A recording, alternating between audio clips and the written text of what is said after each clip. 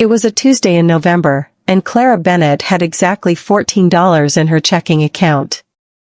She wasn't complaining, not out loud, anyway. That wasn't her style. She'd learned early that complaining didn't pay rent, and rent was due in 4 days.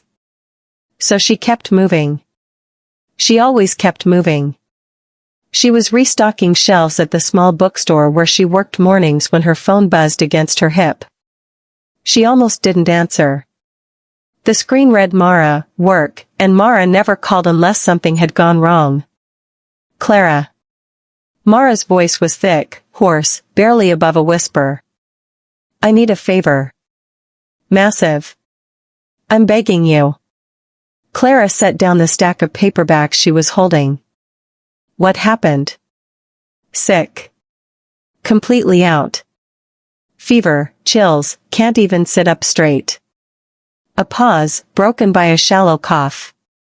I'm the front desk supervisor tonight at the Alderton. The night manager's already short 2 people and I cannot, Clara, please. Just 4 hours. I'll owe you everything. Clara looked around the bookstore. At the quiet shelves. At her worn sneakers, the left sole beginning to separate at the toe. At the stack of overdue textbook invoices folded inside her jacket pocket. I've never worked a hotel before, she said. You've worked everything else, Mara wheezed. You'll figure it out. She said yes. She always said yes to people who needed her. But she had no idea that this particular yes was about to rewrite the entire story of her life. The Alderton was not glamorous. It sat on the edge of downtown, caught between a shuttered dry cleaner and a parking garage that smelled of gasoline and pigeons. But it had a certain worn dignity, dark wood paneling in the lobby, brass fixtures that had been polished so many times they'd gone soft at the edges, and a front desk lamp that cast everything in amber. Clara arrived at 7:45 p.m. in a borrowed blazer and her only pair of clean black pants. The night manager, a compact man named Dennis with tired eyes and a kind voice, walked her through the system in 12 minutes flat. It's old software, he apologized. But the logic's simple. Reservations are alphabetical. If someone doesn't have one, we've got 2 rooms open. If anything weird happens, call me. He scribbled his extension on a post-it. Probably nothing weird will happen. He was wrong.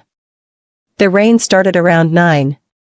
Clara had settled into the rhythm of the desk, answering one call from a guest asking about ice machines, printing a receipt for a couple checking out early, and reading the same paragraph of a management textbook 3 times without absorbing a single word. Outside, the rain came down in sheets, blurring the streetlights into soft orange halos. The door opened. He didn't come in the way most people did, rushing, shoulders hunched against the rain, fumbling for an umbrella. He walked in slowly, deliberately, as though he had considered each step before taking it. His coat was dark, soaked through. His hair was wet and pushed back from his face. He was tall, mid-40s, maybe, with strong features that had gone slightly gaunt, like a man who had stopped bothering to eat full meals. But it was his eyes that stopped her. They were gray. Not an interesting gray, not stormy or silver or alive. Just gray. Flat. The color of something that had given up reflecting light. Clara straightened. Good evening. Do you have a reservation with us? He stood there. Clara went back to the desk. She stood there for a moment, staring at nothing. Then she pulled a notepad from the drawer, the kind hotels kept for phone messages, thin paper, a small crest printed at the top, and she tore a single sheet free. She picked up a pen. She didn't think about what to write. She'd learned that thinking too hard killed the honest things. She just let her hand move. You are not invisible. Whatever brought you here tonight, you matter more than you know. Please stay. She folded the paper twice. She held it for a long time. Then she walked to the elevator, pressed 4, and stepped out into the quiet corridor. She found room 412 at the end of the hall. A thin strip of warm light glowed beneath the door. She crouched down. Slid the note through. Stood up. Walked back to the elevator without looking behind her.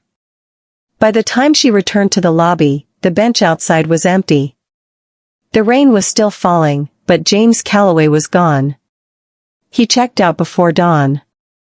Clara found out from the morning staff, no conversation, no receipt requested, just the key card placed on the counter and the door swinging shut behind him.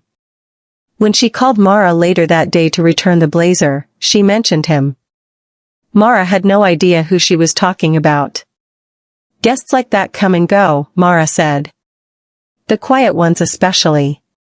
Clara nodded even though Mara couldn't see her. Right, she said. Of course. She put it away. Filed it under things that happened and are over now and went back to her $14 life. But some things, once done, don't stay filed. Some things grow in the dark without your permission. And 3 months later, the name James Calloway was about to reappear in a way she never could have predicted. Winter had fully settled over the city by the time the email arrived. Clara was at the library, her preferred office, since it was warm, free, and no one asked her to buy anything. She was finishing a grant application for a community tutoring program she'd been trying to launch for 2 years. The program existed mostly in notebooks and color-coded folders and a donated laptop with a cracked hinge. Getting it off the ground required money she did not have. She was deep in a section about projected community impact when her phone buzzed. The subject line read, Grant Application, Awarded, Clearwell Foundation. She read it 3 times. Full funding. 18 months. Enough to hire a part-time coordinator, rent a space, purchase materials. A name she didn't recognize, the Clearwell Foundation, a small private philanthropic organization focused on community literacy and economic mobility. And at the bottom, this award was made on the recommendation of a donor who asked to remain unnamed at this time. Clara's hands had gone completely still. She had never heard of the Clearwell Foundation. She had submitted maybe 20 grant applications in the past year, but not to them. She had no idea how they knew her program existed. She called the contact number immediately. A warm, professional voice answered. Confirmed the grant. Confirmed the amount. Confirmed that yes, a private donor had specifically flagged her application for full consideration. Can you tell me anything about the donor? Clara asked. A brief pause. Only that they described your work as, the woman on the phone seemed to be reading from something, exactly the kind of quiet effort that changes lives without asking for recognition. Clara sat in the library for a long time after she hung up, staring at the cracked ceiling tiles, trying to understand what had just happened. The foundation invited her to a formal meeting 6 weeks later to finalize paperwork and discuss program goals. She arrived at a clean, modest office building downtown, expecting a conference table and 3 foundation representatives. Instead, she was walked down a hallway and shown into a small, bright room with 2 chairs and a window overlooking the street. She sat. The door opened. And James Calloway walked in. He looked different. Not unrecognizable, the gray eyes were the same, the measured way he moved, but he was present in a way he hadn't been that rainy November night. His posture was straight. His face was rested. And his eyes, though still quiet, had light in them. Clara, he said. Like he'd practiced it. Like he was being careful. She didn't move. You, she said softly. He sat across from her. I wasn't sure you'd remember me. I remember you. She paused. How do you know my name? The hotel logs the staff who fill shifts, he said. I asked the front desk the next morning before I left. The manager told me a woman named Clara Bennett had covered the night shift. He folded his hands on the table. I wrote it down. Silence. Why? She asked. He reached into the inside pocket of his jacket and placed something on the table between them. A small, folded piece of hotel notepad paper. You are not invisible. Whatever brought you here tonight, you matter more than you know. Please stay. Her handwriting. The note was water-stained. The fold marks had been opened and refolded so many times the paper had gone soft. He had carried it for 3 months. And what he said next was going to break her open in a way she had never expected. I need to tell you something, James said. And I'd like to tell it plainly, if that's all right. Clara nodded. He looked at the note on the table, not at her. I checked into that hotel because I wasn't planning to check out. He said it quietly, with no drama in his voice, as though stating a weather forecast. I want you to understand what I mean by that. I had made a decision. Not an impulsive one. A considered one. I had spent several weeks arriving at it. Clara's throat tightened. I built a company, he continued. Software infrastructure for hospital supply chains. 12 years. 60 employees. I believed in it the way some people believe in religions. A pause. 2 years ago, we had a security failure. A ransomware attack on a hospital network running our software. Patient data was compromised. Surgeries were delayed. One person died, not directly from the attack, but from a cascade of complications that the delays contributed to. The family sued. The media covered it extensively. I was described as reckless, greedy, negligent. Clara waited. The investigation cleared us of criminal wrongdoing. The attack came from a state-level threat actor. The vulnerability existed in infrastructure we'd reported to federal partners as a known risk months before. None of that mattered. He looked up.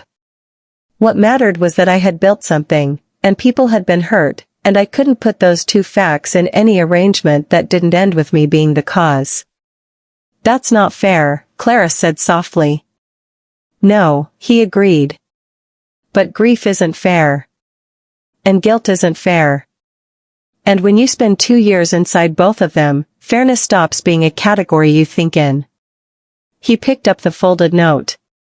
I had a very clear plan for what I intended to do that night. And then I came downstairs at midnight because I couldn't sleep, just to sit outside. To sit in the rain and feel cold, because at least cold was real. And when I came back inside and went upstairs, this was under my door.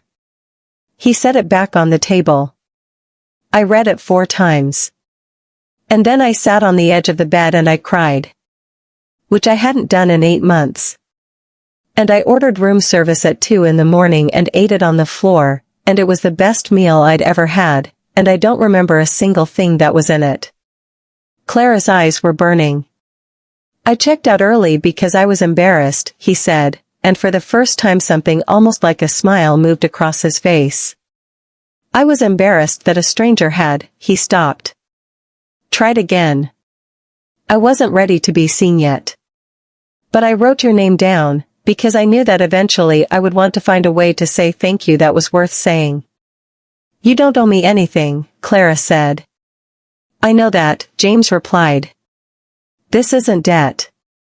The grant is real. Your program is genuinely excellent. I had the foundation evaluated independently before I ever mentioned your name. The community impact projections are, he paused. You have a real gift for seeing where systems fail people. For finding the specific place where someone falls through a crack and figuring out how to patch it. Clara looked at her hands. I fell through a lot of cracks myself. I know, he said. I looked into your work. Into your background, not invasively, just what's public. You put yourself through 2 partial degrees. You've held 6 jobs simultaneously. You launched this program on nothing. $14, she said. At the time I took that hotel shift, I had $14. He was quiet for a moment. Why did you write that note? She thought about it honestly. Because I recognized something, she said. I don't know how to explain it better than that. Something about the way you moved. The way you sat outside in the rain and didn't seem to feel it. She met his eyes. I've sat in that kind of rain. Not on a bench. But in other ways. He nodded slowly. Not with pity. With understanding. I almost didn't write it, she admitted. I told myself I was being presumptuous. That maybe you just liked rain. That maybe you were fine and I was projecting. She looked at the note on the table. But then I thought, what's the cost of being wrong? If you were fine, you'd throw it away and nothing would change. But if you weren't. She didn't finish the sentence. She didn't have to. She had written that note for him.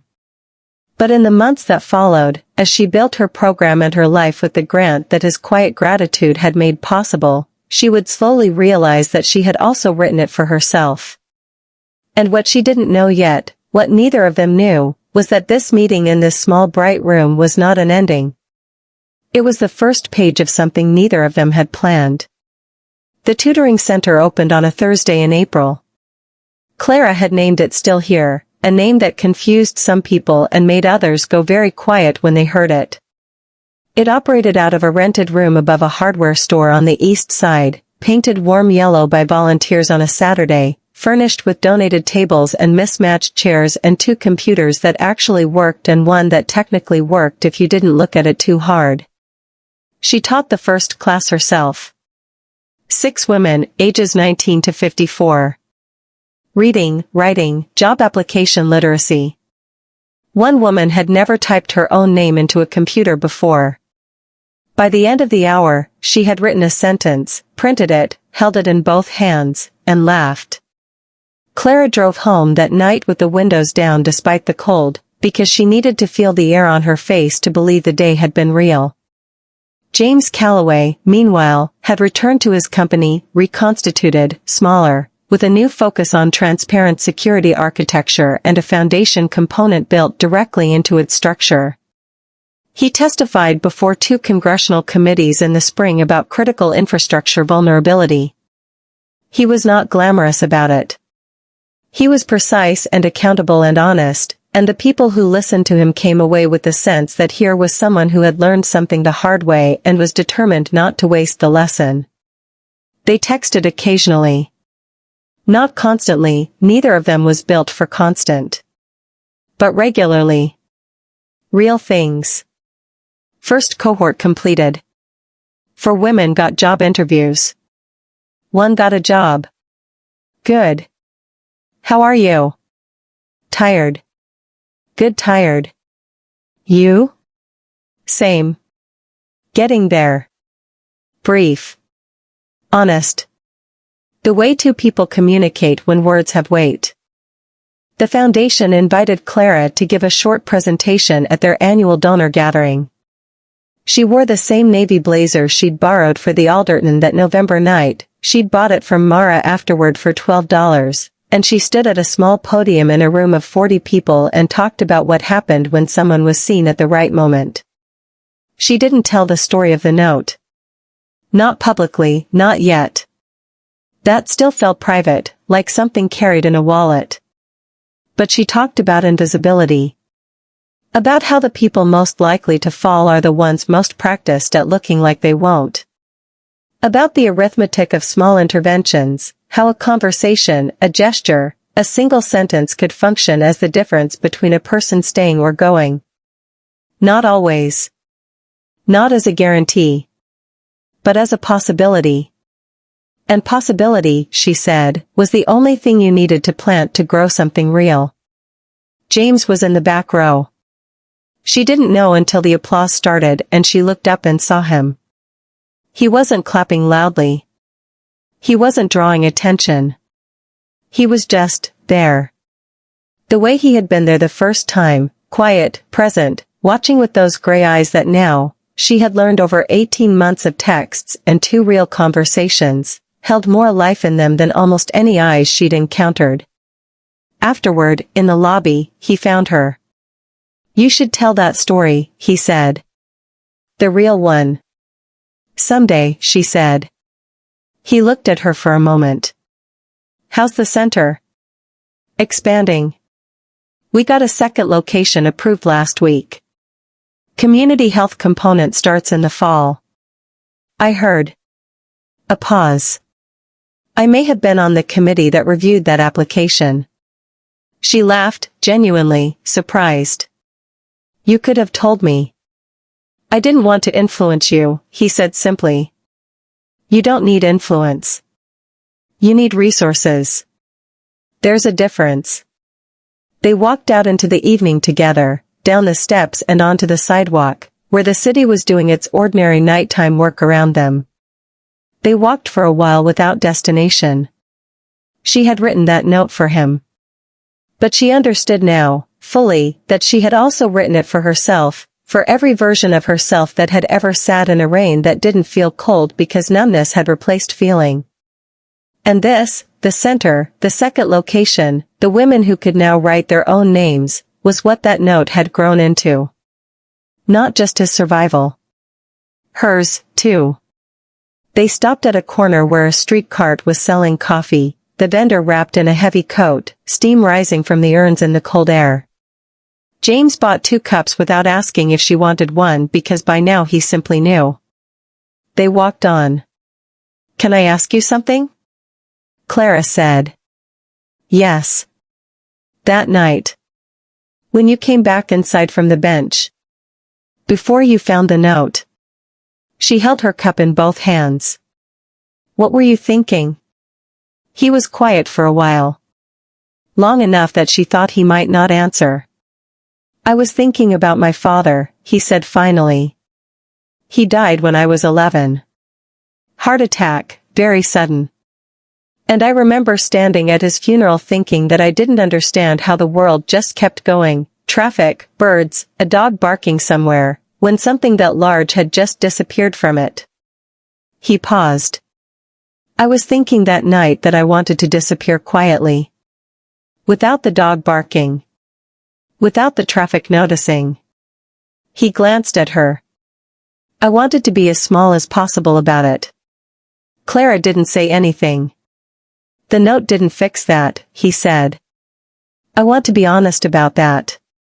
It didn't cure anything. It didn't resolve the guilt or the grief or the sense that I had done damage I couldn't repair." He stopped walking. Turned toward her.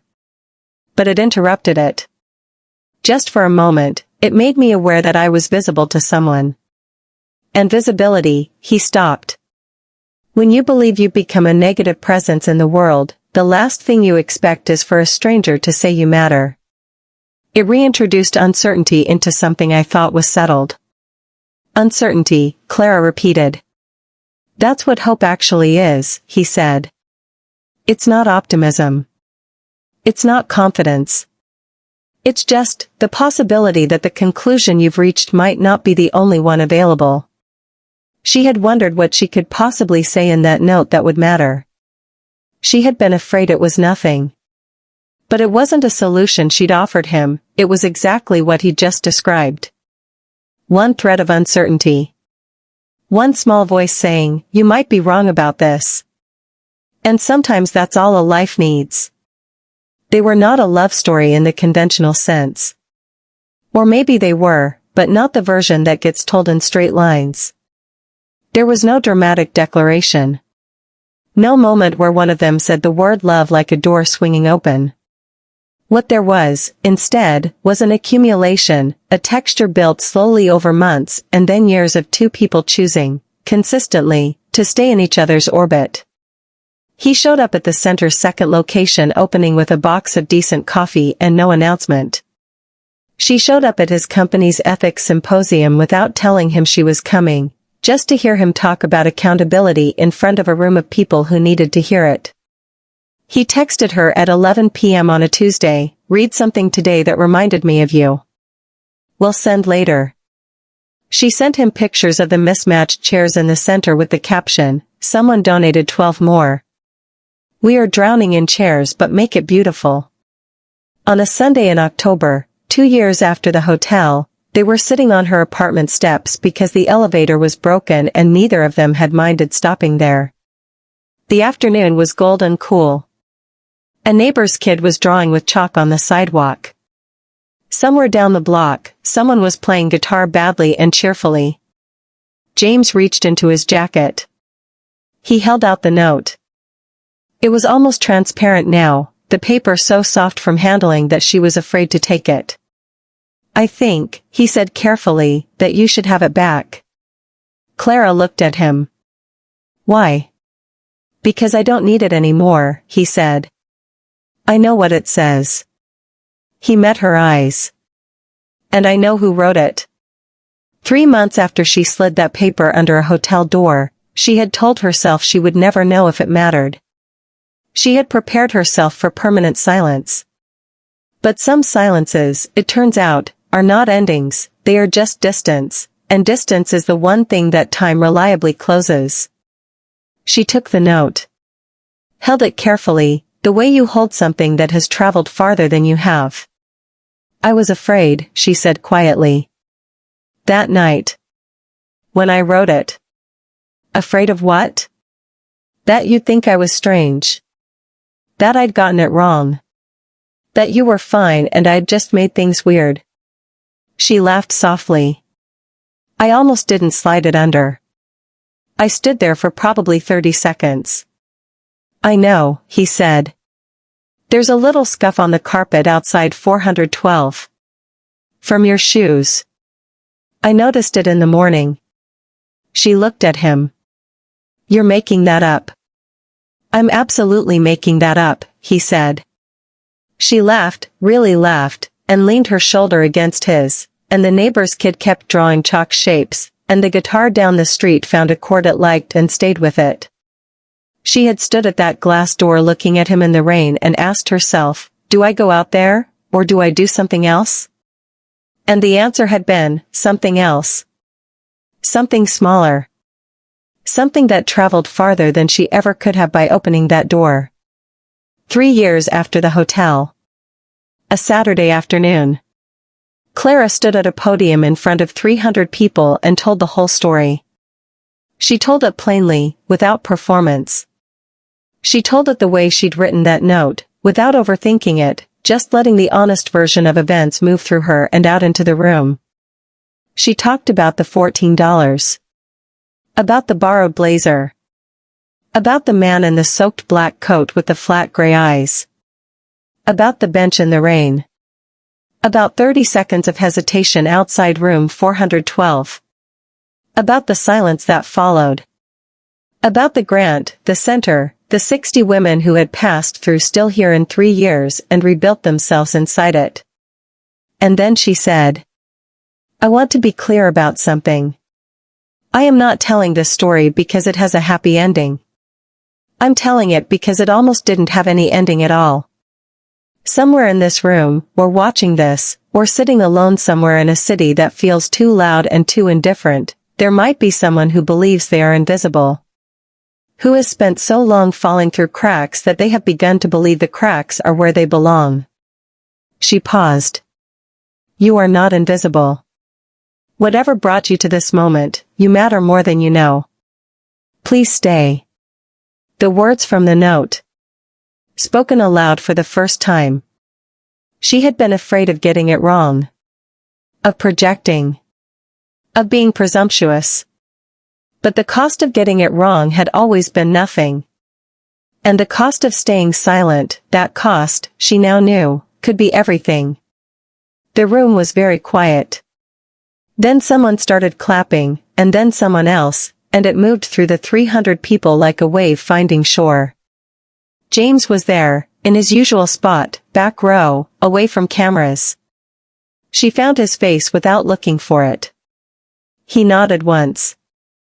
She nodded back. She had said yes to one hotel shift on a Tuesday in November because her friend had needed her and she had $14 and saying yes was what she did. That yes had led to a note. The note had led to a man choosing a morning over a plan. The man had led to a grant. The grant had led to a center. The center had led to 60 women who could write their own names and read their own prescriptions and ask questions out loud without shame. And the center had led her here, to this room, to this story, to the understanding that the smallest act of seeing someone, really seeing them, at the right moment, without agenda or expectation, is not a small act at all. It is, in fact, the whole thing.